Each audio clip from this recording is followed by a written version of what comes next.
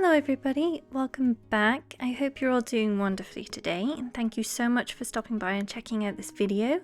I hope it's fun to watch. I've got Berlioz here with me again today. Berlioz, you gonna say hi?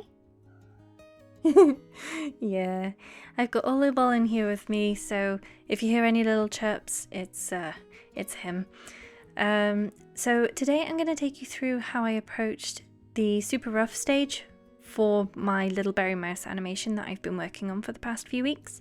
And I will preface this by saying that I've moved back over to animating on paper. I was getting really frustrated with how things were going with the digital version, but I thought it would still be useful and hopefully interesting to share what I did and what led up to that decision. So I originally actually started this animation in Procreate Dreams. I've been wanting to give that software a try for quite a while now, so I thought this would be as good a time as any to give Procreate Dreams a go. And unfortunately though, as much as I really wanted the software to work for me, it just didn't, and I couldn't get on with it, or at least not in the current state that it's in. So I actually found the interface really difficult to use. I did, Berlioz, I did. Yeah, it's supposed to be like a really intuitive interface, and I just found that I struggled a lot with it because there's no like written instructions, it's all icons, and I find things like that really difficult to get the hang of. And I struggled with simple things like trying to transform or move the drawings, where I would have to exit like the flipbook interface where I was animating frame by frame, and I would have to do kind of like a keyframe transform on the timeline interface and then go back into the flipbook interface to carry on animating frame by frame. And when I need to use that tool quite often, like it interrupts the flow really badly, and it's all these little things that make it just non-intuitive to use. And simple actions as well, like being able to liquefy or move around drawings, just aren't there in Procreate Dreams at the moment. And I know that there is a planned 1.1 update in the Pipeworks somewhere, but as yet there's no definite release date for it, so it was back to my usual Procreate for this animation. And setting up the file for animation in Procreate, like the normal original one, is really straightforward. You create a new canvas, you turn on the animation assist function, add in a background layer if you want one, and you start animating. And that's basically it. So the drawings for this stage, when I'm working digitally, are very loose and rough. They're mostly just shapes and lines with minimal detail, because what's more important to me here is figuring out the general flow and the feeling of the animation. And I'll mostly work straight ahead at this stage, which means drawing in one frame and then the next and then the next, and working sequentially through the frames like that, because I can just move and push things around if it's in the wrong place. But then there are a few times where I'll add in a few in-betweens here and there for things like exaggerated squash frames, or if I think that something needs like an extra anticipation frame or something like that. Those sorts of things I'll add in post to pose. And there's no right or wrong answer when it comes to whether you should animate straight ahead or post to pose. I know it's a question that people generally have, like if you've just started an animation, it's do I work straight ahead, do I work post to pose, because they are part of the principles of animation. And there is no right or wrong answer other than to just use what feels right for the thing that you're animating. Sometimes it's beneficial to work post to pose, and other times you can work straight ahead. Both methods have their pros and cons, so it really is just about whichever one feels right for you at the time and gives you the best results. The only time I'd say working post to pose is the preferential and the best way of working is when you're doing the cleans and the inks. Then you have to work in the hierarchy that you set out in your final charts.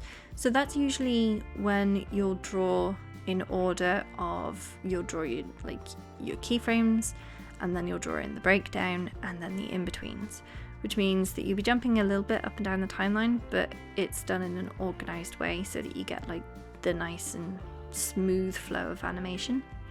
But for this stage, I'm basically just trying to figure out what my little mice are going to be doing and when. And that means that I'll write down like little notes on the frames, or I'll add in little timing charts to give myself the information of how fast or slow I want the character to be moving in or out of a pose and things like that. And then my next step, after I've put in all of the extra layers and the groups, and I've added in the timing, which is basically just how much time I need between each drawing to fill in the rest of the action, is to start numbering up the keyframes. Now, this is pretty much where I made the biggest mistake for this animation, or at least for the digital part of it. I didn't leave anywhere near enough time between each pose to let myself animate the action properly. It's not as apparent at this stage because when I played it back it seemed like it was well spaced, but the reality of it becomes apparent later on when I do the proper rough pass and I'm having to expand the timing all over the place. And normally that should only really happen a couple of times if I've set up this first rough stage properly. But for this animation, I ended up needing to add in like multiple frames between nearly every keyframe, and that knocked all of my numbering out of sync, so I was having to add in like frame 25-1, 25-3, 25-5, just so that it didn't knock out the rest of my charts and make it confusing, because numbers are confusing enough for me as it is without me starting to add in all sorts of issues and revisions like that. So now my keyframes are usually marked up with a circle around the number, and you can see when I start doing the charts that I'll draw a line under some of the numbers, and those indicate my breakdown frames.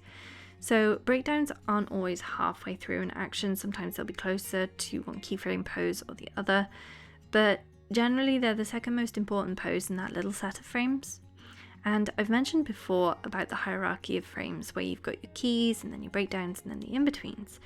And that tells you what order you need to draw your frames in to give you a nice smooth animation, because you can't draw a breakdown frame without knowing the two key poses either side of it, and you can't really in between without knowing what's coming before it and what drawing is coming after. So it helps to create this smooth animation, and it's where working pose to pose works really well. So the super rough stage is perfect for setting all of that groundwork to be able to figure out what's going on and what you want to achieve. And unfortunately for this one, I can see that I made mistakes really early on that ended up snowballing into larger mistakes further down the process. So not leaving enough space between keyframes for the rest of the action to breathe and to play out in a natural and believable way is really what started it all off on the wrong foot. And I think that kind of mistake was made because I was trying to rush through this animation as quickly as possible. And that really is one of the pitfalls I often find whenever I work digitally.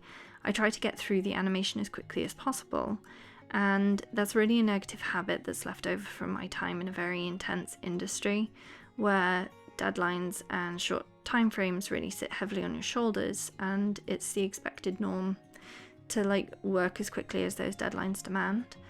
And it's not a healthy environment to be in. It's not conducive to productivity or creativity. You are literally constantly against the clock, and that's led to a lot of bad habits that I'm now having to unlearn. But that being said, I am actually really grateful for the mistakes that I've made in this one, because it's meant that I found my way back to animating on paper, and I've really slowed down and looked at the process I had. And I've really reevaluated what I was doing and why.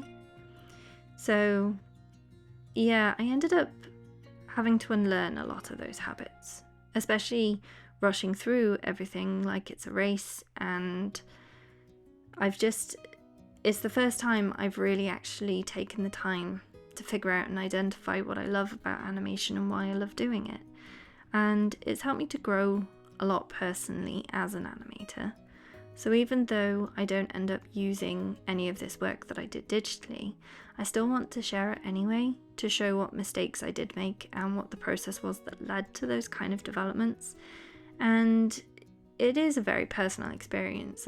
Every animator works differently. So what works for one won't work for another, and what works for me may not necessarily work for you. It doesn't work for you either, does it, Berlioz? He's shouting at something on the bed because how dare it be there where he wants to sit. Holy bolly. You silly baby. So yeah, it really is about just taking the time to figure out what works for you to make it the best experience. So this really is just my own discovery and my own journey through this process. So if you do want to see where I'm up to on this animation, because I am quite a bit further ahead than what you can see here in this video, you can come and find me on Instagram and Threads. My username is Thimbleloft on both of those, and I do post quite regularly on there, or I do try to. I'm usually out and about drawing and painting outside at some castle or garden, or I'm animating back on paper now as well, and I'll carry on posting. Berlioz! I'm trying to do the commentary. I am. You screamy, shouty baby. Very chatty little cat. But yeah, I'll carry on posting like the full process videos of all of my animation and painting on here too. I've got some really fun videos planned, and I'm pretty much recording new content every day. So I'm aiming to upload twice a week here, and all the videos will be about animation. So like the paintings and the sketching work that I do, generally those are to become like backgrounds for little teeny tiny animations that I'm going to be doing. So if you're interested in that sort of thing, then please do subscribe, and hopefully me and Berlioz will see you next time. So yeah, ciao for now.